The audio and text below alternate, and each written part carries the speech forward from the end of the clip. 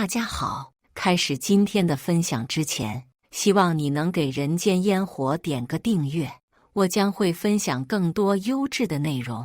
刘景安初恋成了寡妇后，向我提出了离婚，我平静点头同意，只因前事，我不甘心大吵大闹，跑到江雪面前辱骂她是狐狸精，她一气之下自杀身亡。刘景安恨极了我，折磨我数十年，直至我病死在床上。再睁眼，我和他双双重生，回到了刚回城的时候。这次我毫不犹豫和他离婚，选择成全他们。5年后，他已经成为商界新贵。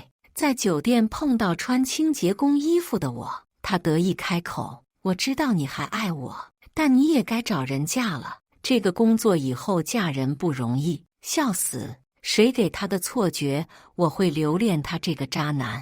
在和他离婚后的第1年，我就嫁给了名城首富，他的堂哥。我没想到这辈子还能再见到前夫，还是在如此窘迫的情况下。前2天，儿子发脾气砸掉了酒店价值几万块的名酒。为了纠正他骄纵的性格，我和酒店老板做戏，假装被扣留干活抵债，把手中的抹布挤干水。我平静地看着众星捧月的刘景安，好几个人围着他奉承：“刘总您真是惊才绝艳，这么年轻就打拼出偌大的家业，可不是吗？我们长大的这些人，属你发展的最好。刘哥你发达了，别忘记带兄弟一程啊！家财万贯，嫂子漂亮，孩子可爱。刘哥，你这真是人生赢家。刘哥这次回来是打算在名城定居吗？”问话的是刘景安的发小。刘景安矜持点头，是有这个打算，在外面做出一番事业，总要回馈下家乡。不过刘总你的那个前妻好像还在名城，他要是知道你回来了，会不会过来缠着你？发小忧心忡忡地问。我默默地把清洁工具收拢进小推车，翻了个白眼。缠着刘景安这个渣男，我只觉得他晦气。我和刘景安是在乡下结婚的，那时他是下乡的知青，我是自小生活在乡下的农女，本来毫无交集。但一年冬天，他在河堤上走的时候，不慎摔进河水中，是我把他救上来。众目睽睽之下，我们2个人衣衫不整地抱在一起，只能结婚。婚后，刘景安对我很冷淡，甚至不肯和我同房。我知道他觉得他一个城里人和我一个乡下农女结婚吃了亏，但那时我对他有一点好感，天真的以为只要我用真心对他，他总会爱上我。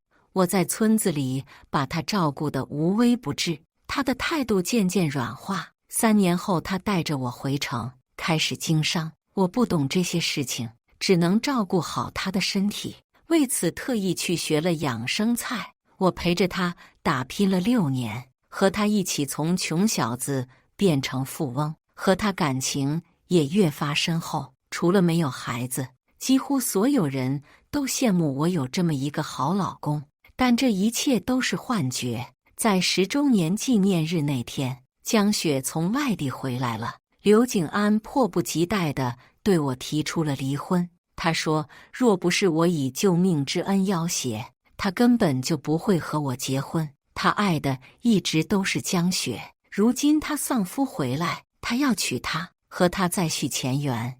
我自然不甘心10年的付出成了笑话，死活不同意离婚，还跑到江雪面前骂她是勾引人老公的狐狸精。江雪羞愤不已，一气之下喝了农药自杀。刘景安为此恨极了我，用尽手段折磨我，把我囚禁在床上肆意折磨。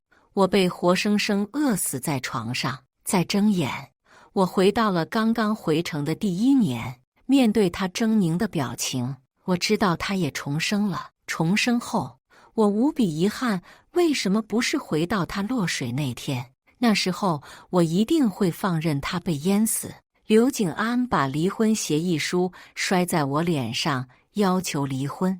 我本想和他鱼死网破，但是想想我不过是一个农女，斗不过刘家，就同意了离婚，但要求他净身出户。刘景安毫不犹豫地同意了，然后直接去了其他城市去找江雪。眨眼间就过了5年，我以为再也不会遇到他，没想到他竟然回来了。我平静地收拾推车上的清洁工具，准备去找儿子，就听到江雪不屑的声音，提那个粗鄙农妇做什么？当初若不是他设计景安落水，景安怎么可能会娶她？现在我是景安的妻子，他找过来也是自取其辱。我算计刘景安落水，他竟然是这样对别人说的。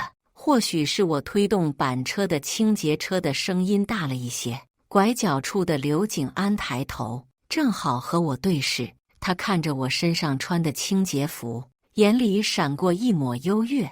他搂着江雪走到我面前，开口：顾瑶，离婚的时候你分了一大笔财产，怎么过去？那些钱都败光了。在酒店当清洁工，我推着小推车，平静地看着他。和你有关系吗？江雪听到刘景安的话，也明白了我的身份。她紧紧搂着刘景安的胳膊，宣示主权，讥讽地看着我。景安，他不过是个没见识的农妇，一下子得到那么一大笔财产，败光也很正常。他又上下打量了下我身上清洁工的衣服，捂着嘴轻笑，语气充满了优越感。如今景安是商界新贵，要是被人知道他的前妻是个清洁工，传出去名声也不好。这样吧，你辞掉酒店的工作，来我们家做保姆，酒店给你开多少工资，我给你开3倍。只是我相信你应该知道廉耻，不会再来勾引别人老公吧？不用，我现在过得很好，至少比你们好。我说的是实话。刘景安虽然是新贵，但到底比不上他堂哥。我淡然的姿态激怒了江雪，她气急道：在这假惺惺什么呢？当年要不是你看中了景安城里人的身份，不知廉耻设计他，景安能娶你？若不是景安一早就识破了你的恶毒心思，还真让你得逞了。像你这种心思恶毒的女人，活该贫穷落魄。他话音刚落，围在他身边的人纷纷附和，说得对，要是在古代，他早该被进猪笼了。10几岁就敢设计男人，估计生性就放荡。哈哈哈，该不会是女承母业吧？他留在这种高端酒店，该不会是想钓男人吧？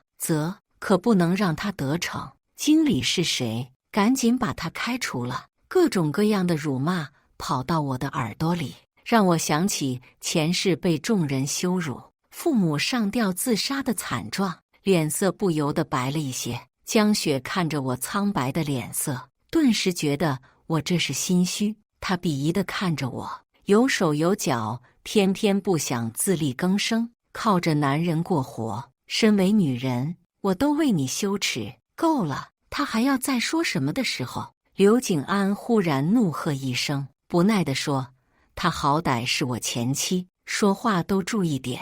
说着，他从口袋中掏出一沓钞票，走到我面前，目光复杂地说：我知道你还深爱我，但我不喜欢你，你找个男人嫁了吧。江雪气红了眼睛，她阴毒地看着我，觉得是我勾引了刘景安。我看着刘景安施舍的眼神，嘴角动了动。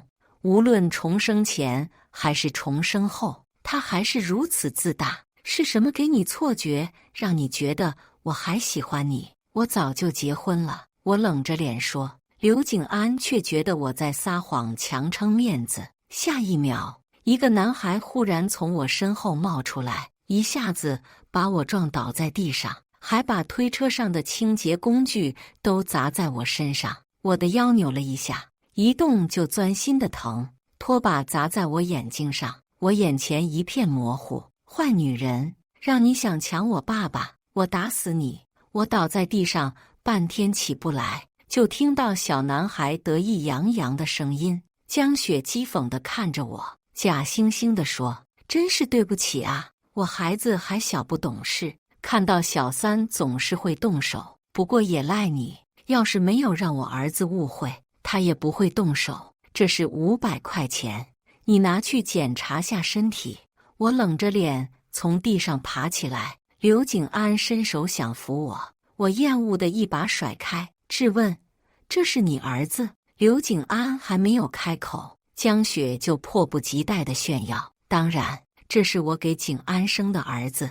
你这个不下蛋的母鸡，和景安在一起都没有一男半女，不能给男人生孩子，你枉为女人。”我看着小男孩，眼神闪过讥讽。刘景安本来就有点肾虚，冬日落水后在河水中泡了很久，寒气入体。村里的老中医说他这辈子不太可能有孩子，就算侥幸生下孩子，也必定病弱。但是眼前的男孩生龙活虎，我很怀疑他是刘景安的种吗？孩子不懂事，我替他向你道歉。刘景安对我说。江雪看着他对我态度还是这么和善，气得脸都要歪了，但是却没有吵闹。他恶狠狠地瞪了我一眼，温柔地对刘景安说：“景安，我们这次来是见你堂哥刘景明，别在这耽误时间了。有了你堂哥的帮助，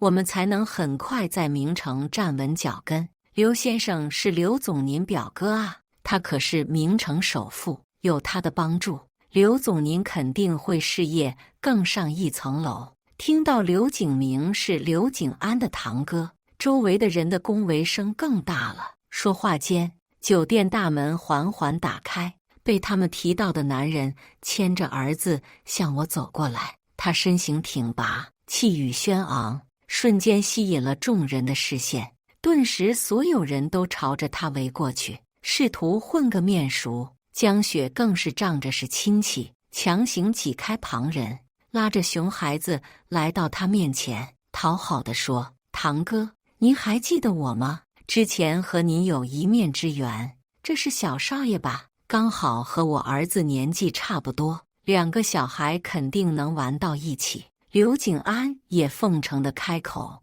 堂哥里面请。”但是刘景明却一句话都没有说，他脸色铁青地看着我脸上的红痕。众人随着他的眼神看到我狼狈的模样。江雪看到他难看的脸色，眼珠一转，觉得肯定是我这个清洁工碍了他的眼，立即开口道：“堂哥，这个清洁工是个水性杨花的女人，她故意在这个高档酒店干活，就是为了勾引有钱人。我已经告诉经理开除她了，绝对不会再让她污了您的眼睛。”江雪的态度十分卑微，一点都没有之前的趾高气扬。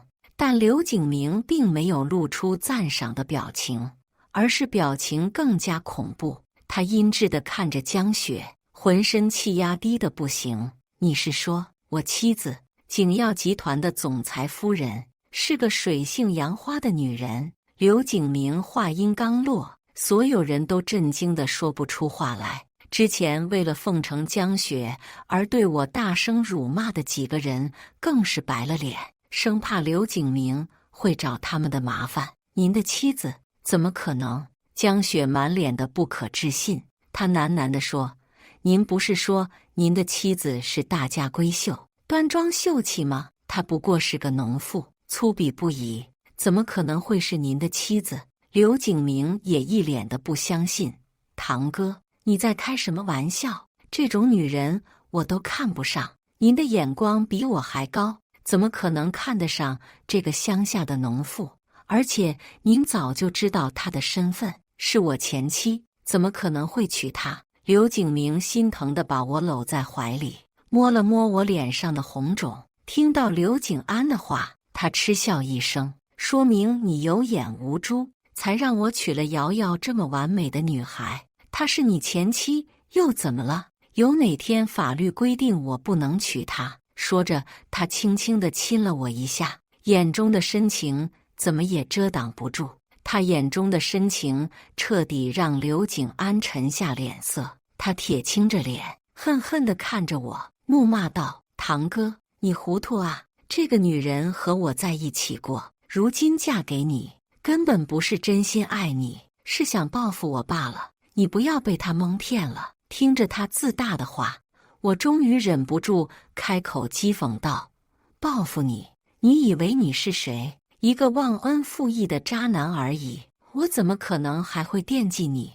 你堂哥比你好10000倍，他用真心追求我，我为什么不嫁给他？”听到我的话，刘景安满脸的不可置信，仿佛我不爱他这件事他根本无法接受一样。江雪更是极恨地看着我，恨不得用眼神杀了我。刘景安深吸一口气，几乎是咬着牙开口：“堂哥，他不过是我玩剩下的破鞋，家里人还不知道他的身份吧？要是传出去，你的名声也不好听。明城这么多好女孩，你不如离婚再娶，要不然我们2个都会沦为别人口中的笑料。不准你侮辱我妈妈！”听到刘景安骂我，儿子像个小炮弹冲了出去。刘景安的儿子也张牙舞爪的和我儿子打起来，我立即拉过儿子，让2个人分开。堂哥，你看，一个女人毁3代，你孩子都被教成什么样了？刘景安被我儿子狠狠咬了一口，手上鲜血淋漓，他恶狠狠地瞪着我儿子。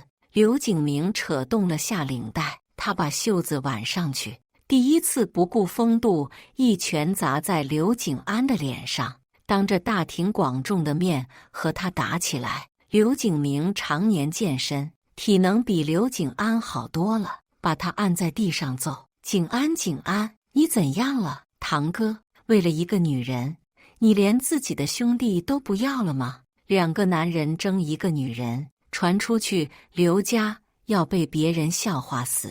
江雪看着自己老公被揍，着急的不行。她想上手分开2个人，却又不敢。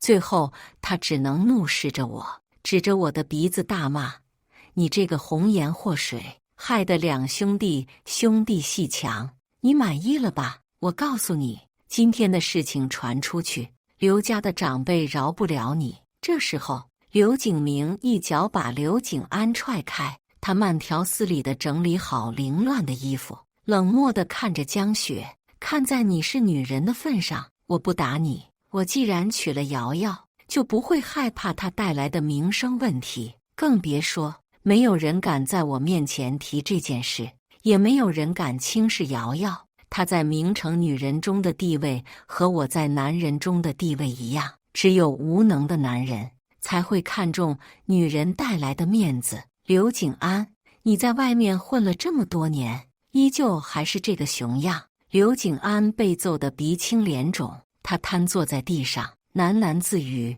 为什么？他明明是个村妇。”我厌倦地看着他，对我前世的眼神感到鄙夷。当时我怎么就看中了这样一个男人？村妇这个词，我从他的口中听到过很多次。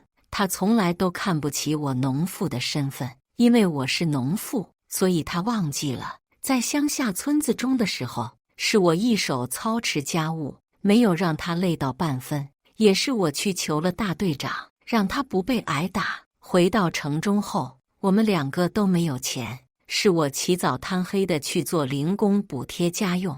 为了他的身体，他1日3餐都是我精心搭配的。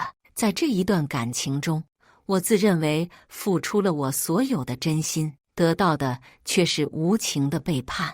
他若是真的喜欢江雪，为什么不一开始就和我说清楚？我又不是死皮赖脸的人，非要和他在一起。他享受着我的照顾，却又对我不屑一顾。功成名就后，一脚把我踹开，当真是个忘恩负义的白眼狼。如今他把我说得这么不堪，试图让景明也抛弃我，当真是恶心到了极点。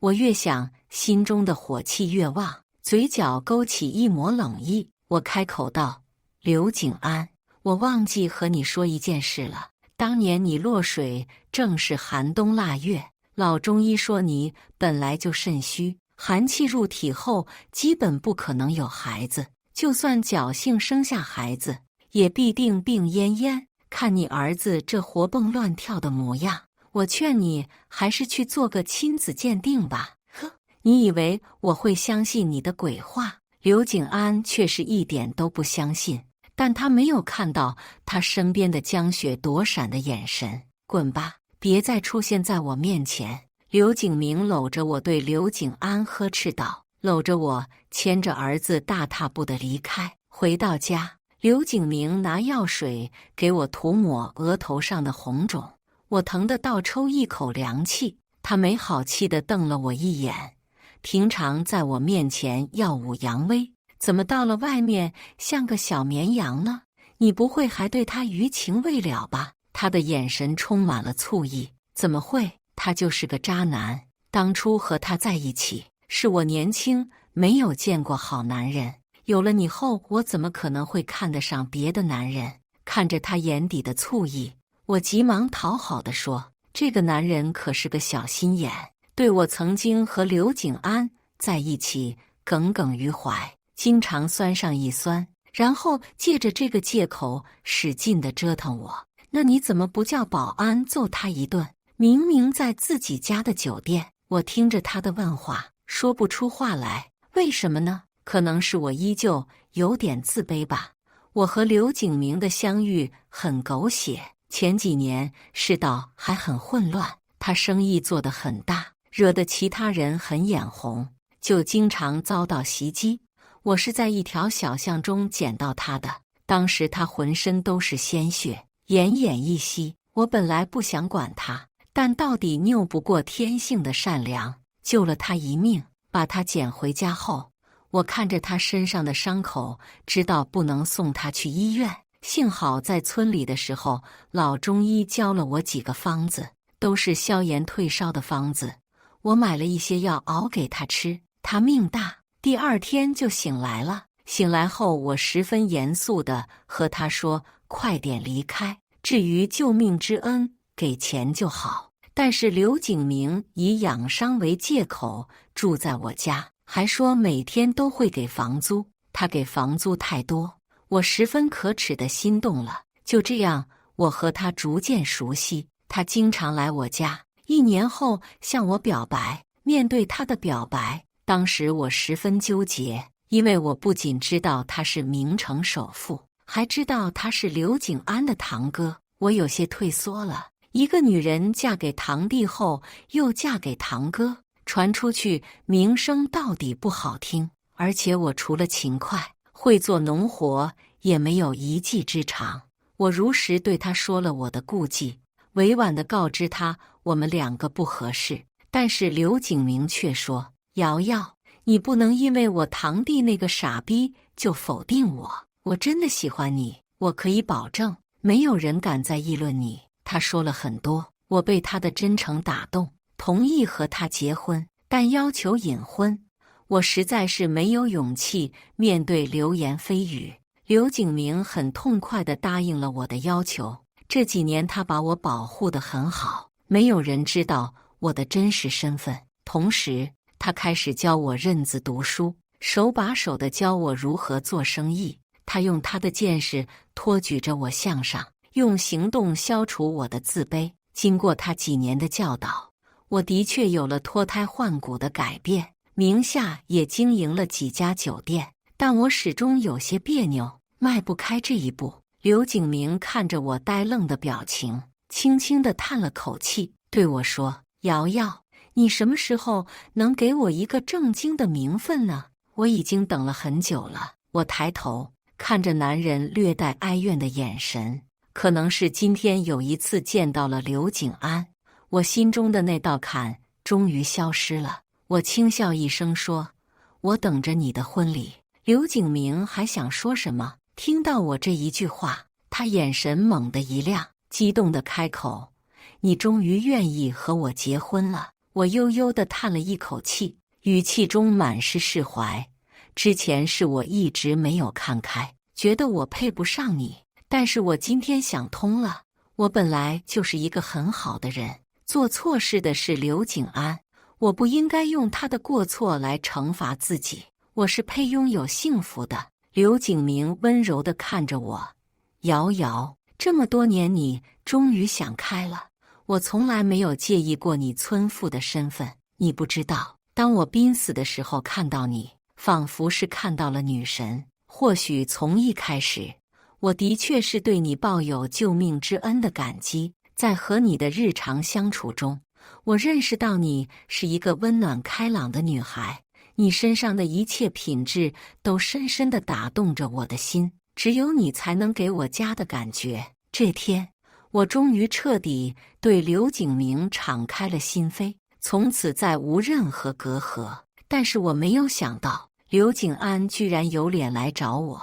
我想看看他到底想要对我说什么，就答应了他的邀约。酒店的包厢中，刘景安坐在我面前，他脸上还有一些青紫，看起来十分狼狈。他深情地看着我，语气有些哽咽：瑶瑶，直到现在，我才发现我真正爱的人是你。我知道你嫁给我堂哥是为了气我，你和他离婚，我们重新开始好不好？他的眼睛是桃花眼，看向人的时候十分深情。上辈子我就是被这双眼睛给蒙骗了，如今再看到他这种眼神，我只是不紧不慢地喝了一口茶，开口问道：你最爱的女人不是江雪吗？刘景安听到江雪的名字，眼底闪过深深的厌恶，他懊悔地说：是我瞎了眼睛，看上了那个毒妇。我这2天才知道，我当年下乡是他为了保全自己举报我的。而且你说的对，他生的那个儿子的确不是我的种，我被他戴了绿帽子。他咬牙切齿地说，恨不得把江雪碎尸万段。我看着他阴狠的表情，嗤笑了一声。我想起了前世，他为了江雪不惜和我离婚，更是找人害了我后半生。现在说不爱就不爱，我倒是有些怀疑，当年他是看中了江雪，还是江雪离婚后分到的巨额财产？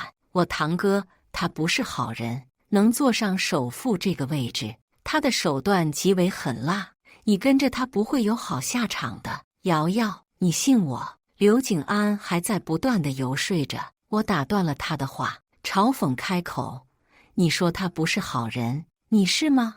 你是不是忘记前世都对我做过什么？你找人侵犯我，把我的照片散播的全城都是，还气死了我爸妈。至少刘景明娶了我之后，爱我疼我，从来没有做过让我伤心的事情。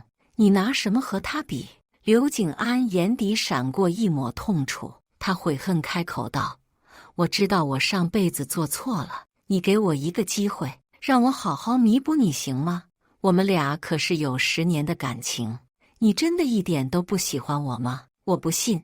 我看着他眼底的懊悔，真情实感，仿佛没有丝毫欺骗。但我已经知道了他的为人，自私自利，只为自己打算。我淡淡开口：你的公司快撑不住了吧？这次你回来就是想寻求景明的资金支持，却没有想到把他彻底得罪了，他不可能再帮你。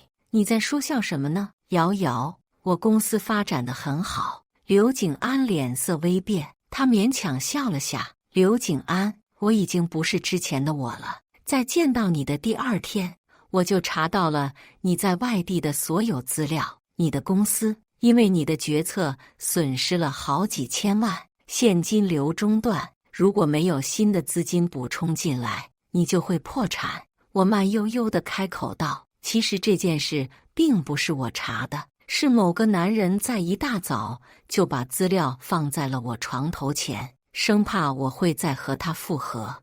你之所以教唆我和刘景明离婚，是想让我离婚后分得他大笔财产，然后再来补贴你吧。我的语气越来越嘲弄。在刚刚他说让我离婚后，我就想明白了他的真实想法。他没有办法从刘景明那里获得资金，只能把歪主意打到我头上。他自信我还爱着他，会为了他心甘情愿和刘景明分手，只能说他太自大了。看到我戳破了他的真实想法，刘景安脸色终于变得煞白，他低下了他高贵的头颅，对我祈求道：瑶瑶，公司是我这么多年的心血，我不能看着它倒闭，算我求求你，帮我这一次，我一定会记得你的恩情，记得我的恩情。我讽刺一笑，当你的救命之恩，你对我的回报是让我身败名裂，家破人亡。你知道我傻吗？还会再帮你一次。顾瑶，你别逼我。听到我对他再三嘲讽，刘景安脸色也沉了下来，眼神阴鸷地看着我。我就逼你怎么了？你现在能把我怎么样？我说着放下茶杯，手指在桌上轻轻敲了3下。顿时，站在门外的保镖冲进来，虎视眈眈地看着他。真以为我来见你没有做任何准备吗？我欣赏了他陡然变化的脸色，心情十分愉快。你的人早就被抓了，绑架未遂，再加上我十分好心的给警察递交了你偷税漏税的证据，往后余生你就在监狱中度过吧。我笑得十分开心。在几年前，因为刘景明的竞争对手绑架过我，他就对我的安全格外上心，日常都有保镖护着我。在我来见刘景安的前半个小时，保镖就把他的意图查得清清楚楚，先蛊惑我离婚，要是我不配合，就绑架我问刘景明要钱。只可惜他的计划还没有实施，就胎死腹中。你这个毒妇，我杀了你！看到自己的计划彻底败落，刘景安面目狰狞地向我冲过来，手里握着一把水果刀。他的手还没有碰到我的衣角，就被保镖按住，五花大绑地绑起来。半个小时之后，警察过来把他铐走，我也跟着走出了酒店包厢。刘景明拿着一束玫瑰站在门口，温柔地等我。我笑着扑进他的怀里，和他并肩往家里走，商量着婚礼的流程。1个月后，我和他举行了盛大的婚礼。我挽着爸爸的手臂，慢慢走向爱着我的男人，也走向这一世的幸福。以上就是今天分享的故事。大家有什么想说的、想吐槽的，欢迎在下方评论交流。也更希望能给人间烟火点个订阅，我将会分享更多优质的故事内容。